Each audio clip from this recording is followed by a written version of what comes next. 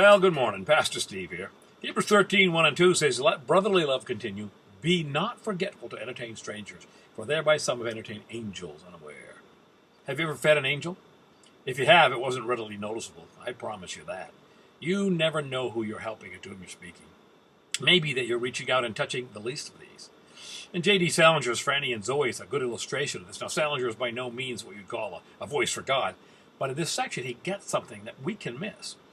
The girl, Franny, was home from her college. She was despondent. She nothing was worth anything anymore. There was no point in doing anything. Her mother's really worried about her. And her brother, Zachary, Zoe, decides to comfort her. And he calls from his brother's room upstairs. Now, his brother had committed suicide a long time before, but the phone had never been disconnected. I think it's kind of to show the separation here anyway. She had lost focus, and the call from the room seems to be a way of showing that anyway. So he reminds her of when they were on a Quiz Kids show years before, and their older brother, Seymour, had always made them dress up. He's going to have your shoes shine, your hair's going to be just right, and they would ask, why?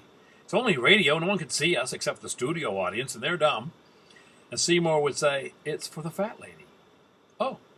Zoe tells his sister that he always imagined the fat lady as old and dying of cancer, and as the most reprehensible creature he could conjure up. And he tells his sister, as their brother told him, but I'll tell you a terrible secret. Are you listening to me? There isn't anyone out there who isn't Seymour's fat lady. That includes your Professor Tupper, buddy, and all his blanked cousins by the dozens.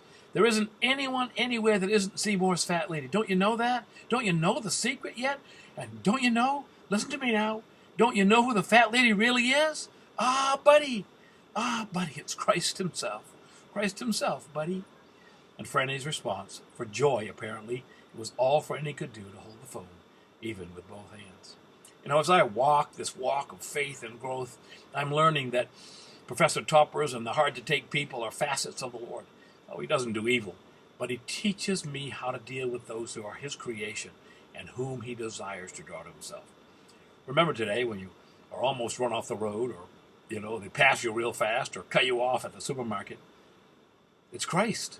It's Christ himself. Christ himself, buddy. Ponder that, Pastor Steve.